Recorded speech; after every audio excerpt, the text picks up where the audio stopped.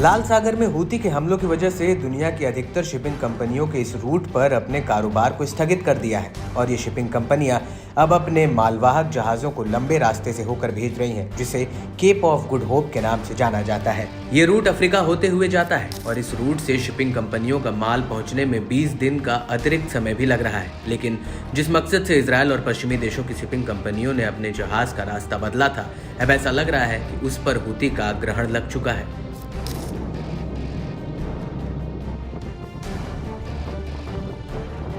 क्योंकि अब हूती के पास लंबी दूरी के हथियार आ चुके हैं, जिनसे वो केप ऑफ गुड होप, अरब सागर और हिंद महासागर में भी इन जहाजों पर हमले कर रहा है। और हूती के पास लंबी दूरी के हथियार जैसे ड्रोन और मिसाइलें आना इजरायल और अमेरिका के लिए बहुत बड़ी चिंता की बात है।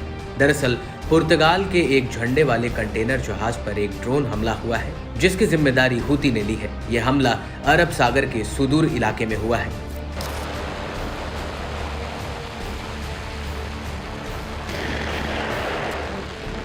दरअसल जिस जहाज पर यह हमला हुआ है वो जहाज इजरायल की शिपिंग कंपनी MSC ओरियन का है, जो यमन के तट से करीब 600 किलोमीटर की दूरी पर था।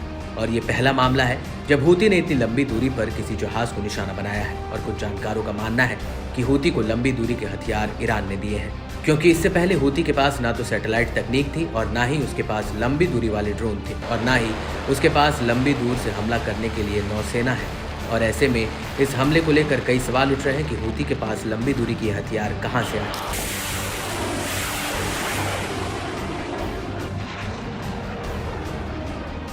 जॉइंट मैरीटाइम इंफॉर्मेशन सेंटर के मुताबिक यह हमला 26 अप्रैल 2024 को हुआ था। हालांकि इस हमले में जहाज को मामूली नुकसान हुआ था। जहाज के चालक दल को शिप पर ड्रोन का एक मलबा भी मिला था, लेकिन गनीमत ये रही कि इस हमले में किसी भी क्रू मेंबर को कोई चोट नहीं आई है। आपको बता दें कि यह जहाज ओमान जा रहा था।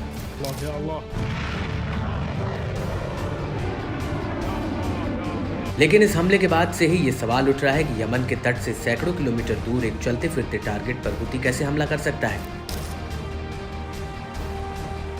अभी तक हूती के हमले लाल सागर, एडन की खाड़ी और बाब अल मंडेब तक सीमित थे, जो इंटरनेशनल कारोबार को दो समुद्री रास्तों से जोड़ता है और ये रास्ते यमन के करीब से होकर गुजरते हैं।